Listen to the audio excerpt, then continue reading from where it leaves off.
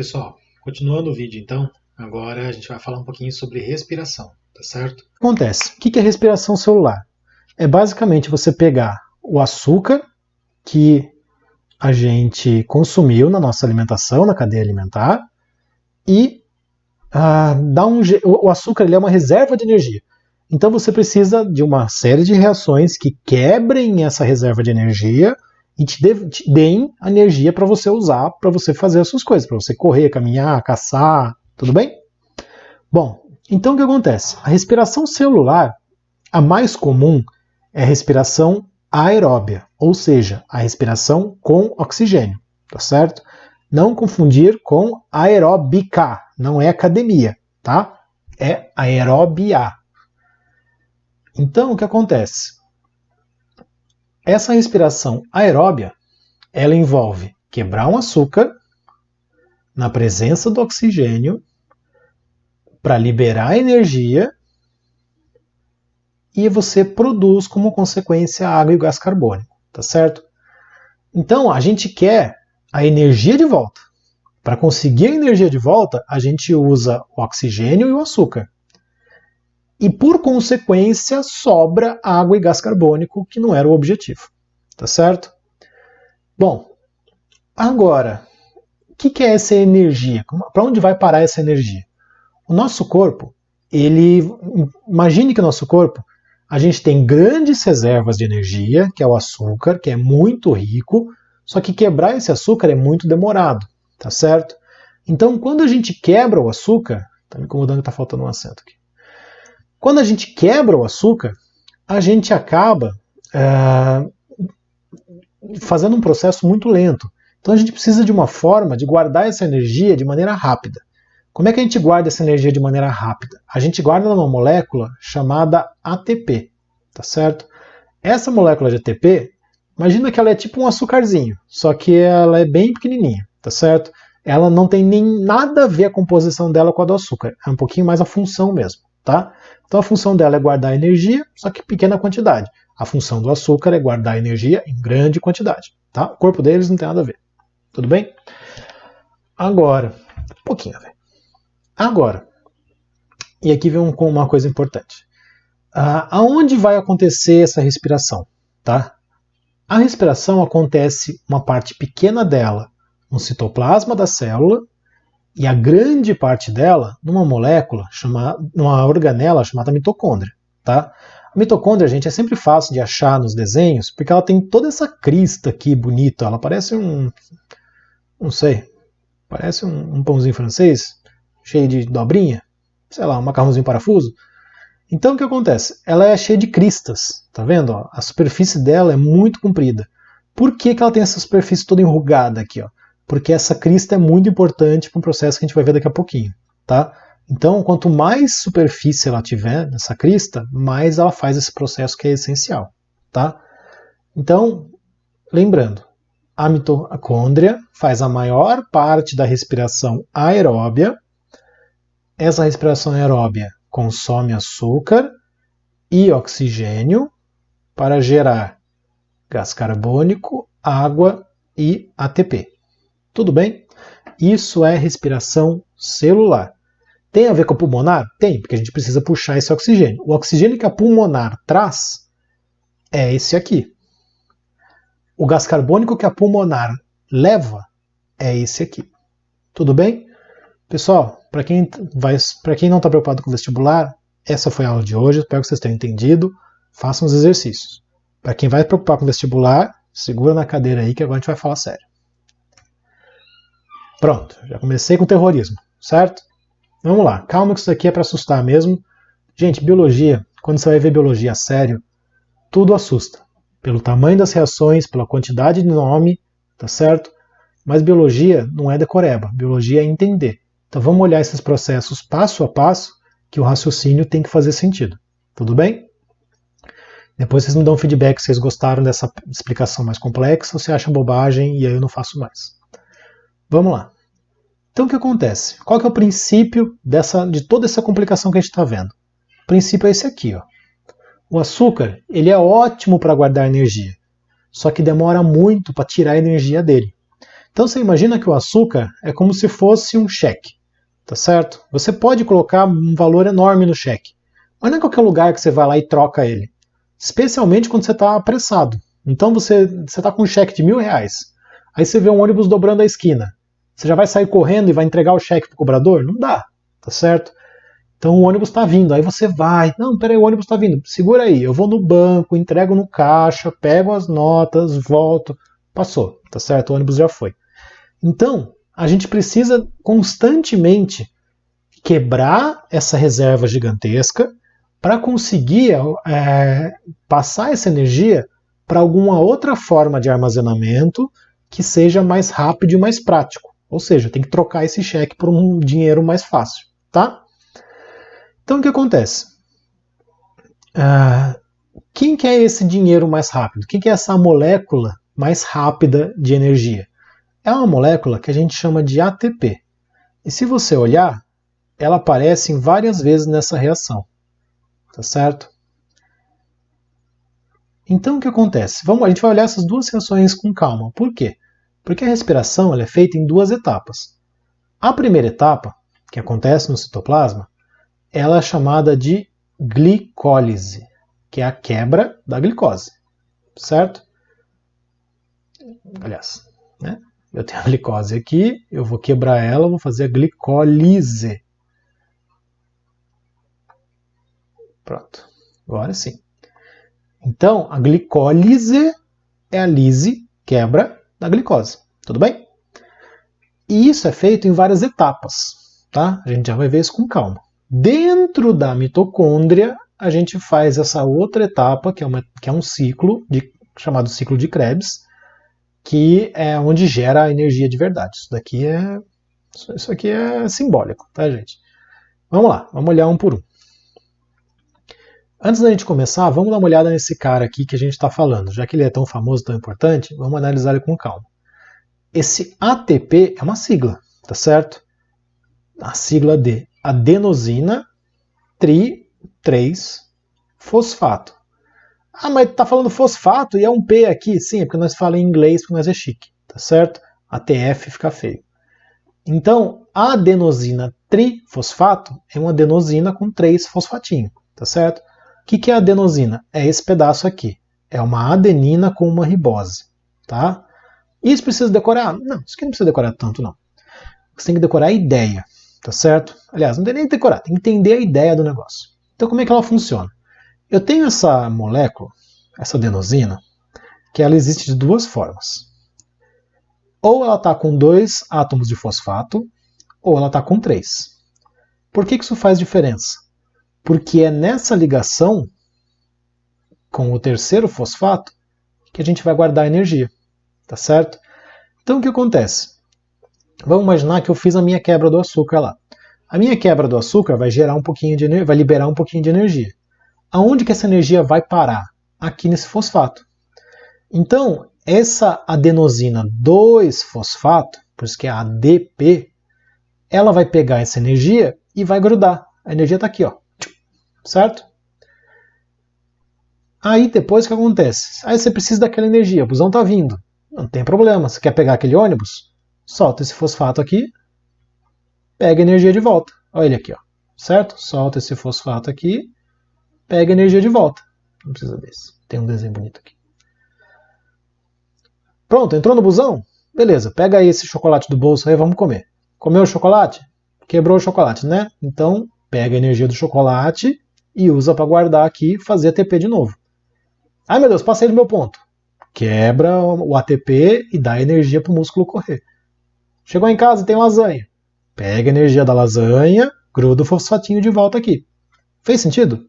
Então você tem uma forma agora rápida de guardar e liberar energia. É pouco, gente. É em média 38 vezes menos do que o açúcar. Só que eu tenho um monte dessas moléculas, tá certo? E isso é rápido de você fazer mais e é rápido de você gastar, tá? Esse ATP, super importante. De onde ele veio? Vamos lá. Primeira coisa, essa etapa aqui, que é essa etapa que acontece no citoplasma, ela é uma etapa que vai quebrar esse açúcar, certo? Que eu já falei. Aí vem uma coisa importante, gente. O que são esse monte de etapas? Mas, meu Deus, vai ter uma reação aqui, outra reação aqui, outra reação aqui, outra reação aqui, isso aqui vira duas, aí tem uma aqui, uma aqui, uma aqui, uma aqui, uma aqui. O que é isso? Gente, uma reação, as reações aqui na glicólise, as etapas, elas são etapas que alteram a forma da molécula original ou da molécula anterior, que isso aqui é uma molécula grande que a gente vai quebrar no meio, tá certo?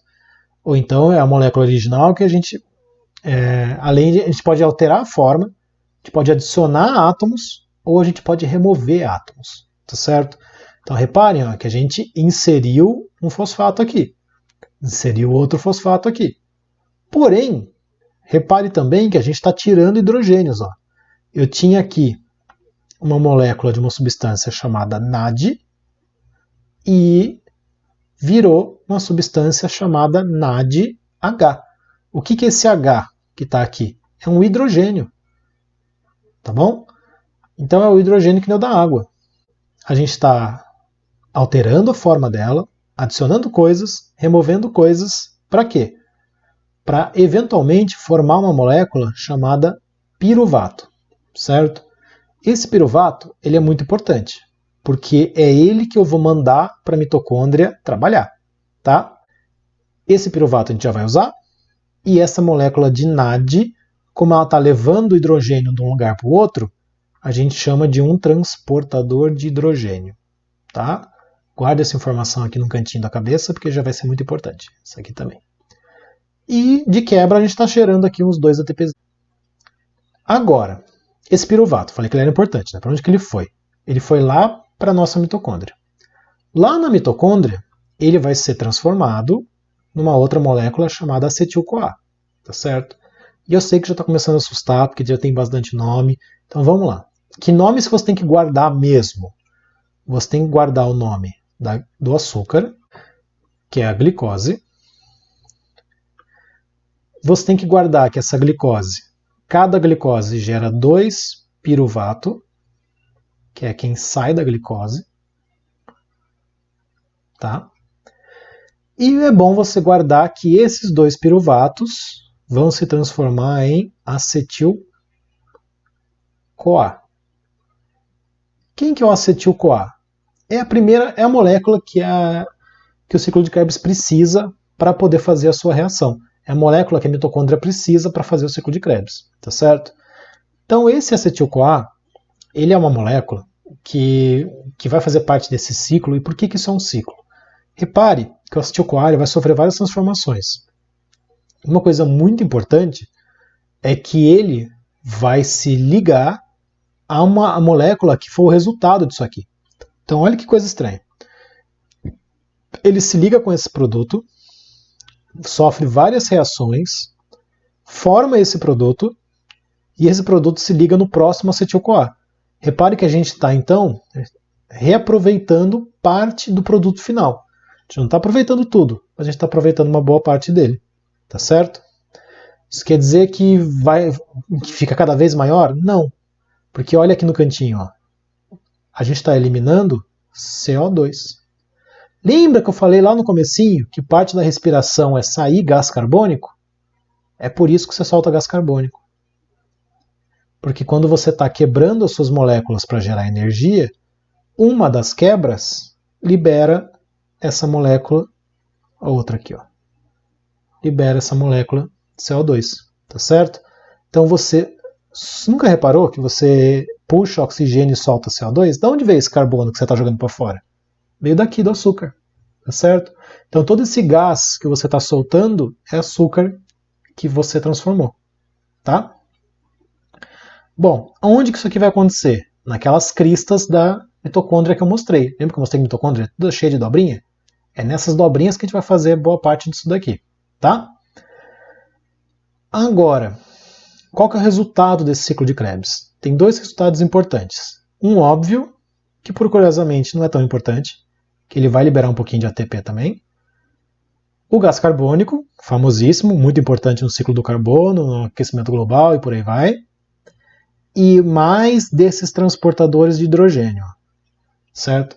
E esses transportadores de hidrogênio, o que parecem bobagem aqui e que a gente raramente fala no ensino médio é que são realmente os caras que vão fazer esse processo virar lucrativo.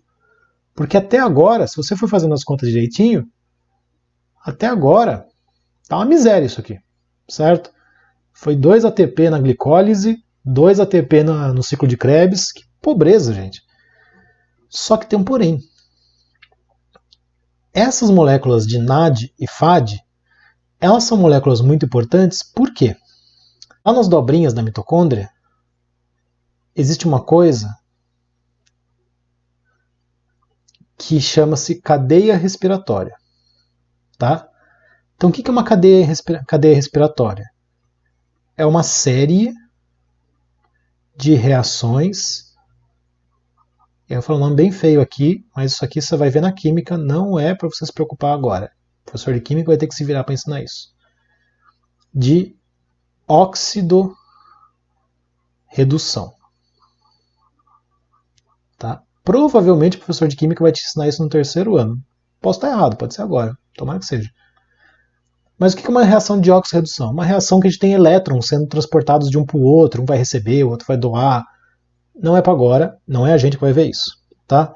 O importante é, essa série de reações existem, cada vez que acontece uma etapa dessa reação, libera-se um pouquinho de energia, e isso faz o quê? Isso faz com que cada NAD, então um NAD, fazendo essa série de reações, libera energia suficiente para fazer 3 ATP. Cada um desse FADH2 libera energia suficiente para fazer 2 ATP. Tá certo? Quando a gente junta todos os NADs e todos os FADs, esse processo gera 34 ATPs extras. Agora estamos falando de lucro, certo? Porque esses 34 mais os 4 dali dá 38 ATP no total. Tá? Então, aonde que está vindo a nossa energia? Nossa energia está vindo nessas moléculas de transporte de hidrogênio que vão fazer uma reação em cadeia e liberar energia suficiente para fazer esses ATPs. Tá certo? Vocês não acham nada estranho, não? Não está faltando ninguém nessa história? O que eu não falei até agora? Por que você respira? Né? Porque naquela fórmula tinha oxigênio. Cadê? E aí vem um ponto importante. Esse oxigênio, gente, para que você usa? Imagina que a reação em cadeia é como se fosse uma escadinha, certo? Então, cada etapa dessa escada libera um pouquinho de energia, tá? Então, o hidrogênio e os elétrons desse hidrogênio, mais especificamente, eles vão passando de molécula para molécula, uma série de reações que a gente não precisa entrar em detalhes. Isso aí já é muito específico, isso é coisa para o 1º ano de faculdade. O importante é, esse hidrogênio, no final dessa história, tem que estar o hidrogênio aqui para se ligar com alguém. E aonde que esse hidrogênio vai se ligar? No oxigênio, formando a água. Para onde foi esse oxigênio? Para formar as moléculas de água. Tá? E da onde veio essa água? Ela veio desse monte de hidrogênio que precisa ir embora. Porque é que nem uma escada.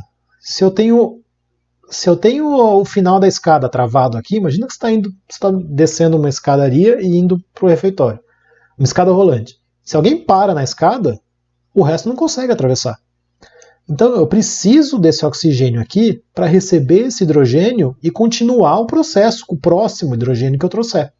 Tá certo? E é por isso que se você estiver sem um suprimento de oxigênio, se você estiver sufocando, toda essa reação que a gente está olhando aqui, toda essa reação vai parar. Porque se eu não consigo me livrar dos NADH e dos FADH, eu não consigo voltar aqui.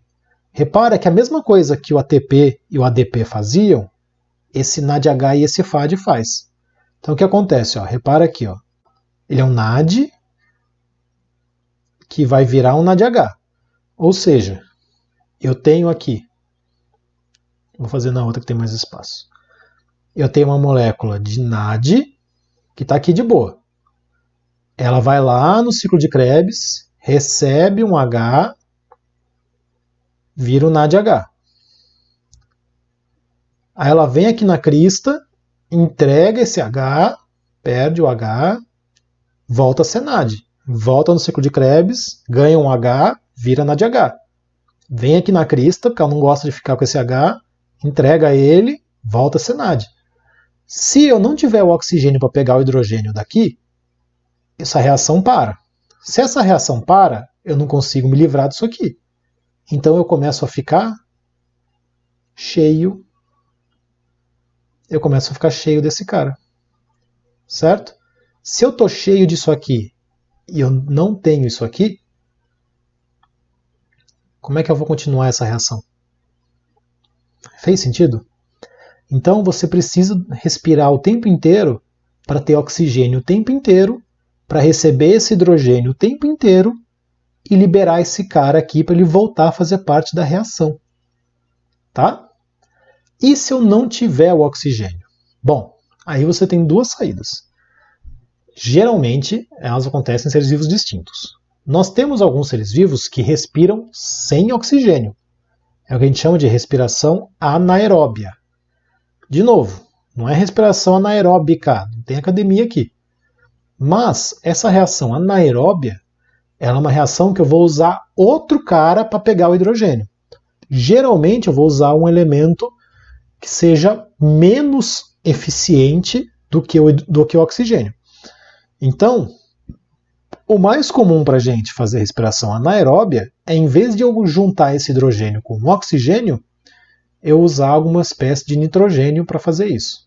Mas tem outros, tá? A questão é, quanto menos eficiente o átomo for, menos ATP eu gero. Tudo bem? E se você é um organismo aeróbio, ou seja, você queria usar oxigênio, mas acabou porque você está debaixo d'água ou porque você não está conseguindo suprir o suficiente porque você está numa corrida, por exemplo. Vamos dizer que você está correndo atrás do ônibus por 3 quarteirões. Por mais que você comece a respirar rápido, o oxigênio não chega instantâneo nos músculos. Então o seu suprimento de oxigênio nos músculos vai acabando. Bom, se você não tem oxigênio, te resta fazer só a etapa que não usa oxigênio, que é a glicólise, certo? Então sem oxigênio você está limitado a isso aqui. O problema é, olha o lucro disso aqui, 2 ATP. Então isso é uma miséria, tá? Se você está gerando pouca energia, isso aqui já vai ser uma coisa de emergência, tá? Você não vai conseguir sustentar essa corrida por muito tempo. Para piorar a situação, lembra que eu falei do piruvato? Esse processo que a glicólise está quebrando o açúcar para gerar 2 ATP, isso aqui é o que a gente chama, na ausência de oxigênio, é a fermentação, tá? Agora, essa fermentação, ela vai gerar essa substância chamada de ácido lático. Essa substância, gente, ela não é legal, tá? Todo ácido, ele tem um impacto no metabolismo do seu corpo.